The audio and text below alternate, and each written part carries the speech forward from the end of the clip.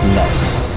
Oke, balik lagi di sesi Q&A kita bersama Jove. Bro, kita udah nanya-nanya di Instagram nih. Kalau Ya. misalnya netizen ada pertanyaan bisa ditaruh di Instagram. Ya. Dan kita langsung aja mulai ke sesi Q&A kita. Oke. Pertanyaan pertama, bro. Pertanyaan paling penting ini ya, pertanyaan paling penting. Kapan nambah istri? Buset. Apa yang mau ditambah kalau udah 0 ya? Gue lagi gak ada pasangan guys. Pertanyaan pertama. Loss terbesar di 2026 lo, bro. Apa, bro? Wah, Bumi jelas. Bumi ya. Bumi jelas. Itu juga posisi tergede lo kan soalnya. Iya, itu ya seperti yang gue sampaikan waktu itu sampai 70% porto gue ya. Average gue kan di bawah 200 kan. Jadi kalau tapi dari modal belum loss. Tapi dari ATH tuh gila banget lossnya. Dari 480 ke 180 hitungannya sekarang berapa? Minus 60-70%. Jadi total overall porto gue tuh dari ATH tuh minus di atas 50% sih. Almost 60% sekarang ya. Dan itu minusnya gede banget sih. Literally gede banget sih. Minus terbesar yang pernah gue alami di seumur hidup gue. Wow. Dan ini pertanyaan lanjutan dari gue sendiri nih. Iya. Menurut lu sakitan hilang floating profit atau kehilangan modal? Lebih sakit yang mana? Lebih sakit kehilangan modal atau kehilangan floating? Kehilangan floating profit. Floating profit. Karena gue orangnya hopeful thinking ya, wishful thinking. Kemarin tuh gue pas ATH tuh gue merasa adalah gue orang Bekasi paling kaya ya. Gue kemarin berpikiran kayak gitu ya, gue orang Bekasi paling kaya gitu ya, satu-satu Indonesia gitu. Satu Indonesia kan Bekasi, satu Indonesia ya, orang kaya paling kaya, orang Bekasi paling kaya gitu. Gue nyaris mencapai target gue lah. Tapi ya jadi sedih sih karena kayak what could have been. Ibaratnya gini, kalau cowok PDKT sama cewek, itu biasanya lebih sedih. Mereka PDKT ini udah lama, terus mereka nggak jadi dibandingkan udah pacaran 4-5 tahun, terus itu putus. Kenapa? Karena berandai-andai pikirannya, we could have been like this. Yes, betul. Dibandingkan udah menjalani relationship lama terus putus. Itu teorinya mirip kayak gitu. Dalam ya. Lumayan dalam tipis lah. Ini lanjutan dari berarti pertanyaan lanjutannya kapan nikah? Waduh. Oke. Ya. Pertanyaan nomor 2. Thought process dalam memilih saham lu, bro. Mungkin dalam in a nutshell aja lah ya, simple mungkin kayak 3 hal yang paling lu lihat lah. Oke. Pertama, top down analisis itu dari sisi makronya. Oke. Narasinya apa yang lagi bermain? US gimana, global apa, translasinya apa ke lokal. Karena gue merasa investasi di saham Indonesia adalah expertise terbesar gue saat ini. Karena gue tidak memiliki informasi di market yang lain. Kedua, narasi di lokalnya. Udah ketemu nih bahwa Indonesia memiliki narasi yang bagus, waktu yang tepat buat investasi. Narasi di Indonesia lagi apa nih?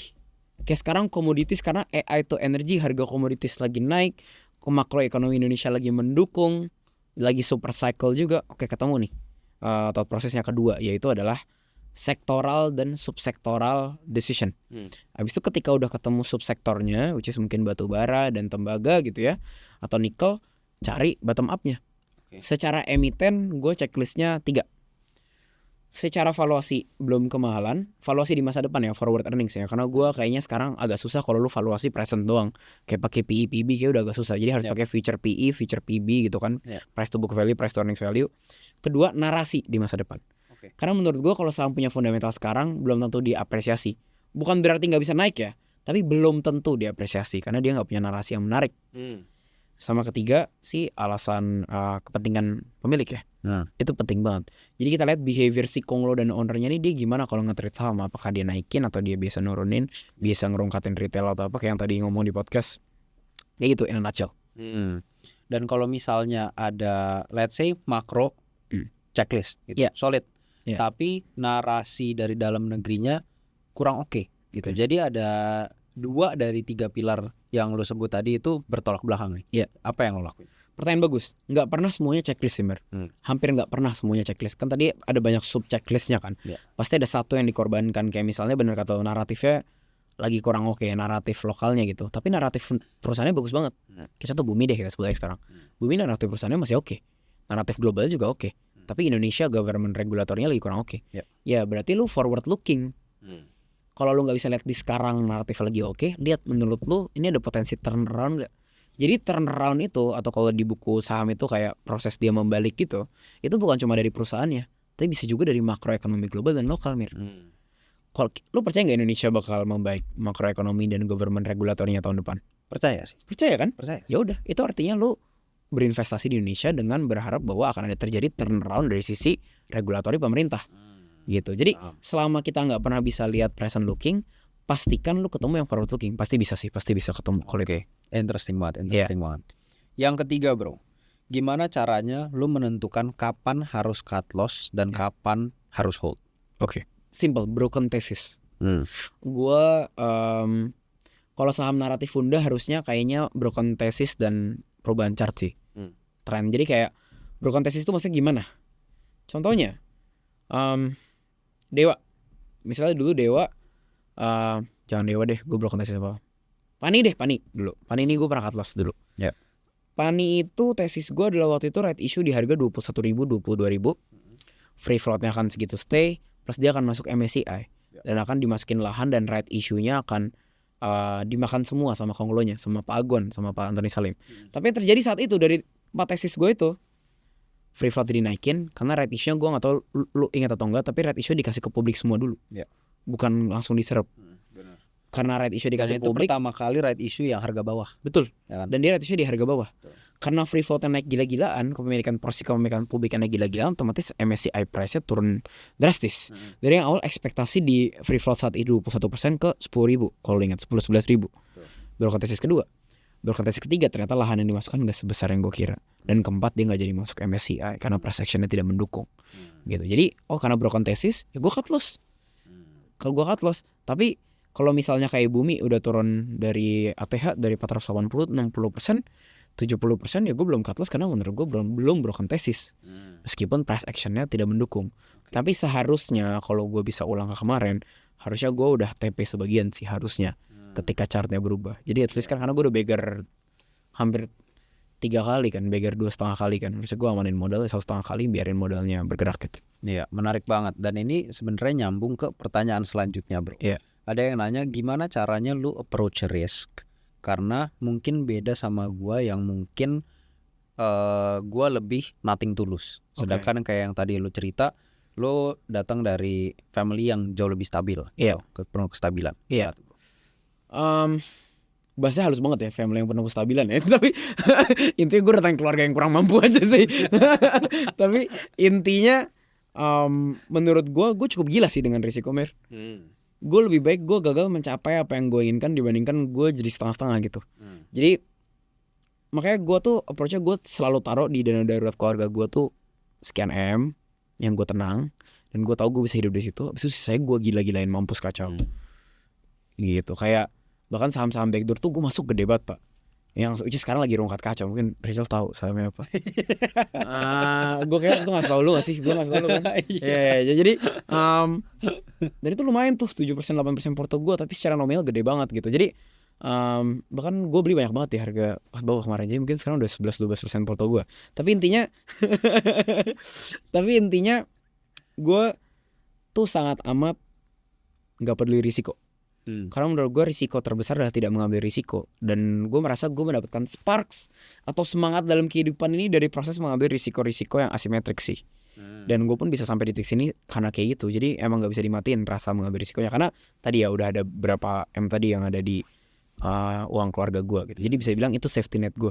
Mantap, masuk banget tuh tadi clipping tuh. Resiko terbesar adalah gak ngambil resiko. Iya ampun bang. Oke. Kalau gak clipper ya. Ternak klip. Oke. Iya. Dan pertanyaan terakhir bro. Iya. Ada yang nanya tips untuk anak kuliahan yang baru lulus untuk dapetin 1M pertama gimana? Yang baru lulus kuliah kerja. Menurut gue bisnis tuh lumayan overrated sih. Menurut gue bisnis di Indonesia tuh susah banget. Gak semua orang bisa jadi businessman, tapi semua orang bisa jadi pegawai korporat yang punya earnings power lumayan oke, beserta investasi dengan return yang konsisten.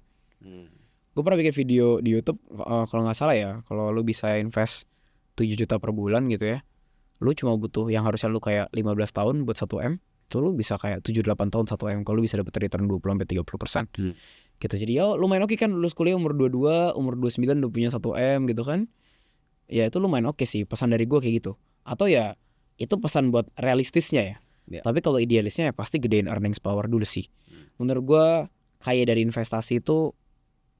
cepat dari investasi itu very very overrated.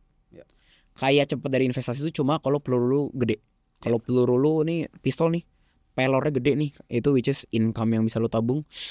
Ya investasi udah nggak usah ekspektasi tinggi, 20-30% aja gitu. Kayak kalau hoki bisa 40% gitu kan, ya itu bisa lebih gitu.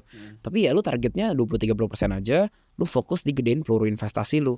Kerja idealisnya kalau bisa bangun bisnis, tapi jangan paksain, kerja juga nggak apa-apa. Atau jadi influencer, content creator, gedein peluru lu dan rutin investasi.